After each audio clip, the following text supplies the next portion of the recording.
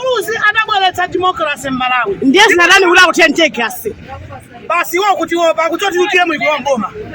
Akuwapa kuti UTM ikuwa mboma ndi Kaliati ni munthu walimba mtima Zipani. Secretary General wa UTM. Komanso akuti convention ni convention amene achitikawa ndiyana. Koma convention ikubala ku Zipani chenicheni. Ndiye akunjenjemera kumene aliko. Makatani kweli yasete.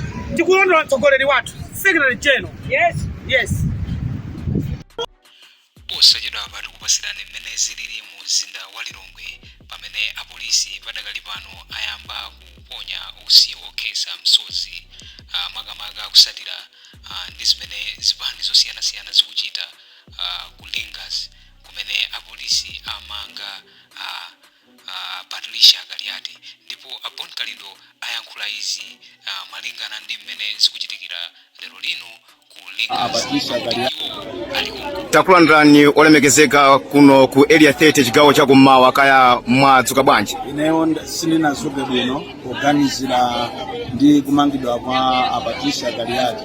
Zimene zikuchitika muziko muno ndi mbwerera chabe zilizosagwirizana ndi democracy kuopsezana kuti anthu azikhala mwamantha malo mokuti mwina boma likanatanganidwa kumachita address ma issues, real issues ngati issue ya ndege kuti ndege ija inayenda banji kuti apanga commission of inquiry kapena ayi issue ya mafuta amene asowa m'Malawi munomu pakali panopa zinayambeso zachitikapo mu history mbiri ya ziko lino nkhani yokuzana ndi fetereza ndi njala imene anthu Africa nawo kukudya chiteza amene oni ma issues amene boma ilili achakwera likati lizipanga koma zimene akupanga zinyongwerera chabe kufuna kuti aziya opseza Malawi mu ziko la democracy. Ndiye ndinaona apa munasonkhana ndi akuluakulu a polisi mmakambirana chani kwenikweni panali onabo Felix Njawala panali director wa Chinyamata onabo Aaron Chiweza mmakambirana chani kwenikweni. Amene amafuna akafika pali posazi opsezana ndi amanena kuti tizoke pano tikakhale pa misefolo pa area 10 hapo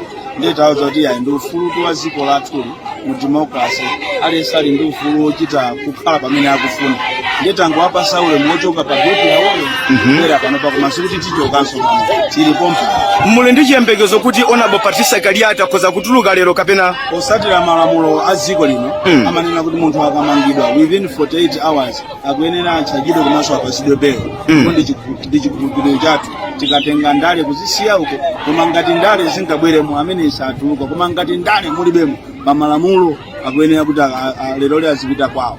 The DC Kalindo ndi utenga otani omaliza umene mungaluze dziko la Malawi komanso mtundu wonse wanthu mdziko lino. Ndikupempheni a Malawi kwina kuli konse kumene muli kunena kuti nthawi yomaopa atsogoleri amene samachita apply koma amasankhidwa chifukwa cha voti inatha.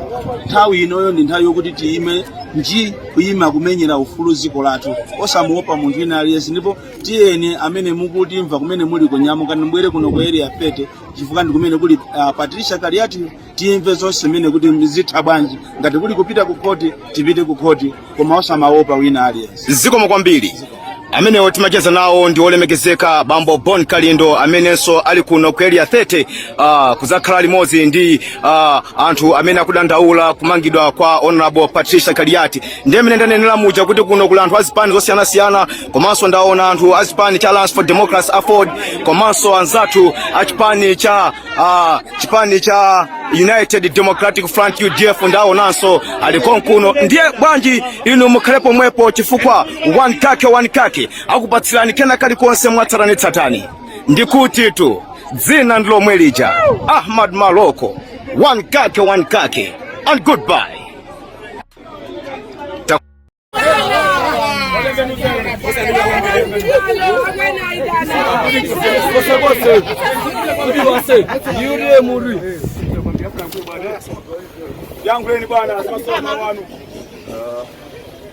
Viva Malawi, viva! Viva!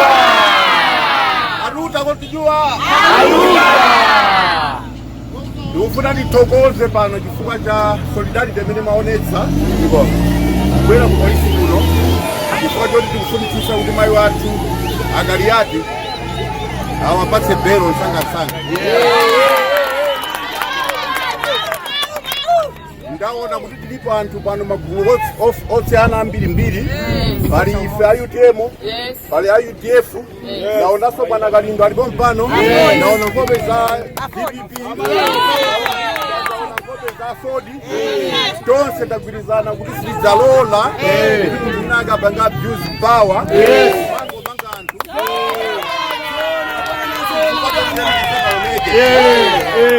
Mama losangerana izi.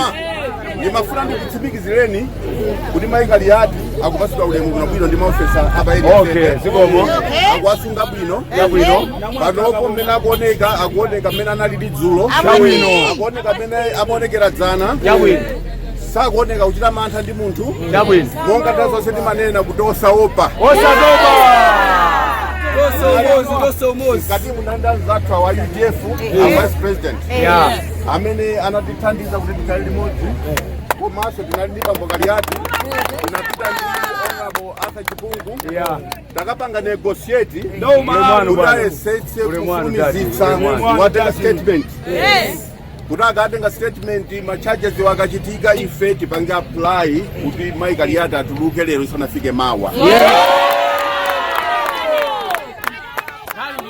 Ndimafuna ndikutsimikizireni kuti mmene ndikulankhula chonchi achijere ali mkatimu aloya amene abwera kuti nthawi imene azitengera statement Kaliati iwonso akhala kumvetsera. Ndikutsimikizirani kuti ife sitiyang'ana kumbali mpaka na Kaliati apangidwe kwa chilungamo atuluke lero. Ndi apempha zangawa kuti nawonso akhoza kulankhula fanali limodzi. Osaopa. Aluta continua. Patsogolo ndi democracy. Kukana kubwera mbuyo ndi chipani chimodzi. Tukukana kubwera mbuyo. Patsogolo ndi democracy. Zikomo kwambiri. Abale anzake. Ine mawu anga ndongoti ife a UDF tili pambuyo panu sitikusiyana. Tikala nanu pana kumapeto kwa ziti zimenezi. Tiyeni tikutane, tiyeni tilimbe mtima tisalole kuti tibwerereso chimene UDF idagwetsa chipani cha Malawi Congress Party. Tiyeni tiime mwaunyinji, tiyeni tiime mwaumodzi, tiyende limodzi ngati Amalawi okonda chilungamo. Zikomo kwambiri.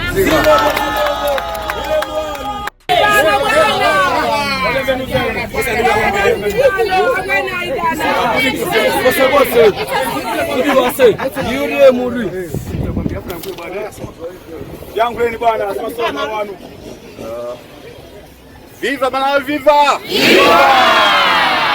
Aluta kutijua! Ndikufuna ndithokoze pano chifukwa cha solidarity imene maonetsa kubwera ku polisi kuno chifukwa choti tikufunitsisa kuti mayi wathu Kaliati awapatse belo msangasanga. Ndaona kuti tilipo anthu pano magulu otsiyana ambirimbiri, pali ife a UTM, pali a UDF, naonanso bwana Kalindo alipo mpano, naona nkhope za DPP, Zafodi Zonse tagwirizana kuti silidzalola kuti munthu akapanga abuse power mangopanga anthu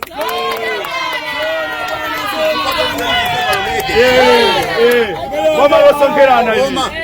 Ndimafuna ndikutsimikizireni kuti Kaliati akupatsidwa ulemu kuno bwino ndi maofesa apa zikomo. akuwasunga bwino panopo mmene akuoneka mmene analidi dzulo akuoneka mmene amaonekera dzana sakuoneka kuchita mantha ndi munthu monga tazonse timanena kuti osaopa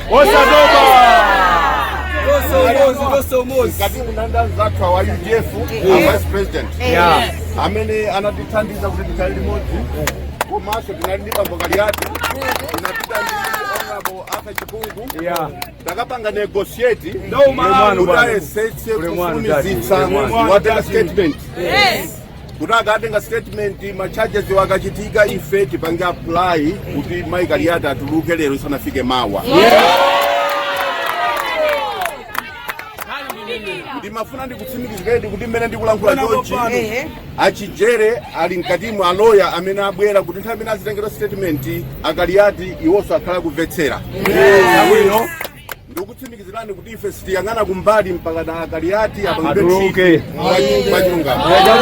atuluke lero ndi apempha zanga wakupita osakho zolankhula fanira limodzi zilili mu mzinda wa Lilongwe pamene zipani zonse zapanga umozi ndithu kukayima ndi amayi Patricia Kaliati pamene ali kusero ku Lingas Police Station pamene akuganiziridwa kuti ndithu anapalamula mlandu umene suda ululidwe kapena kuti sada uyankhule lero lino, koma apolisi anena kuti mlandu akuyembekezeka kuunena lero kuti mayi Patricia Kaliati adala kwanji, ndipo chipaniso cha UTM nacho chikuyembekezera kuti lero lino mayi Patricia Kaliati atha kuwapasa belo monga mmene Bon Kalindo anafotokozera kuti malamulo samalola kuti munthu akhale 48 hours asananene kuti munthu walakwa chani kapena asanapasidwe belo pa mlandu umene walakwa. Mukhale pompo pamene tikhale tikupasirani zambiri kuzera pa channel ino.